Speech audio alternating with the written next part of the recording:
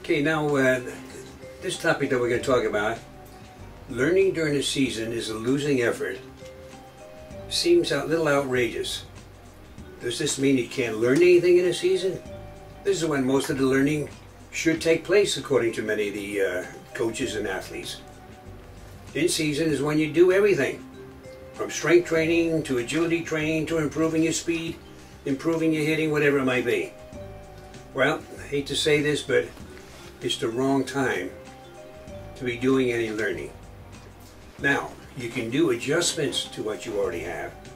You can fine-tune some of the skills that you have. But to learn a new skill or to learn something new, this is not the season.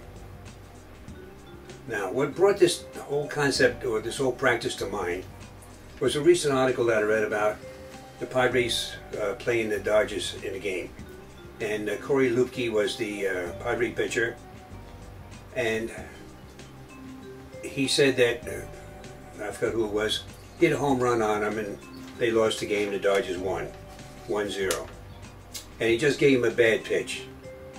You know, I'm tired of listening to that. I just gave him a bad pitch. Well, I didn't execute it well and he hit it out of the park. That means every ball that's ever hit is going to be a bad pitch. How many bad pitches did he swing at and miss? Take a look at the home run derbies. They give him nice, easy pitches to hit out of the ballpark, and they still swing and strike out on him. So what do you mean a bad pitch? I didn't execute it well. You know, it's just such a lot of bull, it's aggravating. But anyway, that's off the topic. But let's go back. He says he hit this curveball that he threw. And he didn't have a curveball before this. He wanted to add it to his repertoire. And he learned it, and he started training on a curveball in spring practice. That's the key. In spring practice, you're going to learn something brand new. Well, it takes a while before you're going to get this pitch down pat. You're not going to get it overnight. It's something that has to be worked on and perfected. But if you're learning something new while you're still performing, you're never going to be able to devote the attention that it needs to really perfect it and master it. This is the key. So if you really want to learn something new, you have to do it in the off season. Get it down pat, and then bring it into the season or into spring training. Spring training, well, the way the teams use it, you know, they use it for learning, and that's why we see so much of this going on. But spring training should really be the time for baseball players to come in and start playing games and getting ready for the season. Not for learning how to hit or throw or jump or whatever. Or even getting in condition. They should already be in great shape when they hit the spring season training. But anyway, I'm getting off topic again. But you can see how they're antiquated in what they do. But learn something new in the off season.